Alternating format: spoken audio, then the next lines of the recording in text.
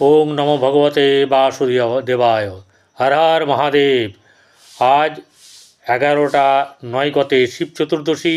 এই শিব চতুর্দশীর দিনে যদি কেউ মনে করেন যে আপনাদের উপর তন্ত্রক্রিয়া হয়েছে, তাহলে প্রত্যেকটি গুঁড়ো করে নেবেন। এলাচ গুঁড়ো সামান্য, লবঙ্গ গুঁড়ো সামান্য, কর্পূর গুঁড়ো, গোলমরিচ গুঁড়ো, হলুদ গুঁড়ো এবং জায়ফল গুঁড়ো নিয়ে একসঙ্গে অল্প করে নিয়ে আপনারা এক বালতি জলে দিয়ে স্নান করবেন। এতে আপনাদের তন্ত্র বাধাক্রিয়া চলে যাবে। আজকে যদি আখের রস অথবা ডালিমের রস দিয়ে আপনার শিবলিঙ্গে অভিষেক করেন, তাহলে আপনাদের জমেতে সমস্যা থেকে উদ্ধার হবেন। আর্থিক দিক থেকে অনেক সুবিধা আসবে এবং কষ্ট দূর হবে, ঋণ থেকে মুক্তি পাবেন।